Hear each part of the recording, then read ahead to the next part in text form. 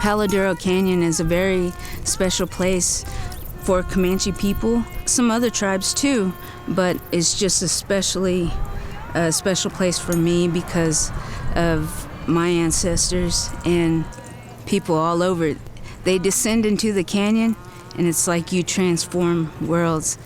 Through the vast and rocky land of Palo Duro Canyon State Park rings the angelic voice of Marla Nonai as she sings to the same canyon her ancestors sang to centuries ago. It's a song she's performed hundreds of times in Texas, the Outdoor Musical, a show that tells a story featuring early settlers, cowboys, and indigenous people in this land.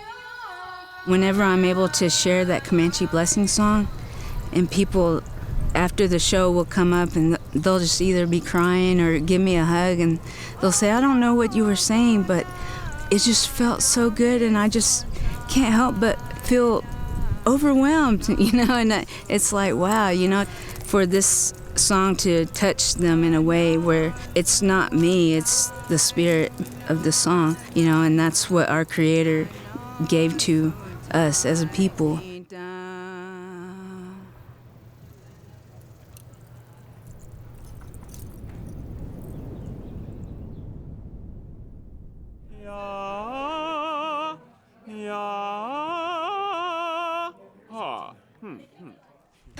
Every summer since 1966 here in this Panhandle State Park, Marla joins about 80 other cast and crew to stage a truly homegrown production. A show funded and developed in this community that's not performed anywhere else. And leading it all are artistic director Stephen Crandall and music director Cloyce Kuhnert. This show has been performing for 57 seasons out here in the Pioneer Amphitheater in Palo Duro Canyon State Park, and it is a summer musical production that entertains hundreds of thousands of people over its lifetime. And it ties so much into the landscape of the canyon because we are sitting in that environment and we use the environment. Our stage is comprised of rocks of the canyon and colors of the canyon. It's really kind of a unique experience of two things really being tied together, the natural landscape and a performance that's kind of accentuating that, I think. When Paul Green wrote this show, he wrote it specifically for this venue. So he knew what he was looking at. He knew what the struggles were because he had worked on it for a couple of years, I believe, before it actually went onto the stage. The sun slowly lowers behind the canyon walls, and a lone horseman carrying the flag of Texas appears atop a 600-foot cliff, signaling the beginning of this one-of-a-kind musical.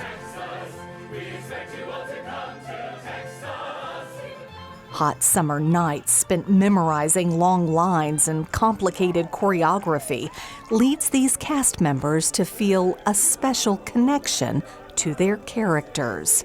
But Benny Tomakera feels this link stronger than most, ever since he was cast to fill the big shoes of his great-great-grandfather.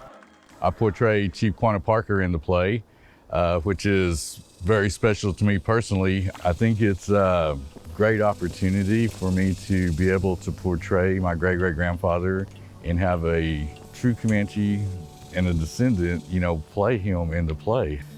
I get to share my history, my culture with many people that come to this show throughout the season. And here in the 21st century, a lot of Native Americans are overlooked. If people want to ask me, are you real Comanche? And yes, and I think that's something I can emphasize with people. Native Americans, we're still here, we're still alive, we're doing well. We have a culture we try to maintain and a language we try to sustain. And I think it's a great educational platform that I have a great opportunity to share with other people. As the years go on and Texas continues to entertain audiences, a new generation of artists will take the stage, as Marla, Benny, Stephen, and Cloyce have done before. And though the cast and crew may change over the years, one thing is as enduring as the walls of Palo Duro Canyon, their love for the traditions of this unique performance. Just thinking about all of the people that have come and gone through this place that I've had a relationship with. Those relationships last forever. I met my wife here. So there's something about the show that draws people to it, connects people, establishes lifelong relationships. I feel like the Comanche people whose land this was before our story, they describe that same feeling, that there's a spirit here, there's a connection. Palo Duro Canyon, the Comanches, we call it Thukunavi, and that translates to the deep water. It's a very spiritual place. I mean, it's breathtaking to a lot of people.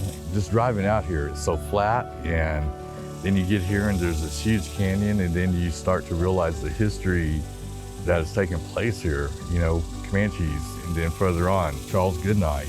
You know, the history just continues to go, and it's part of my Comanche people. It's part of our footprint of the past, and I'm glad to be here reestablishing that footprint.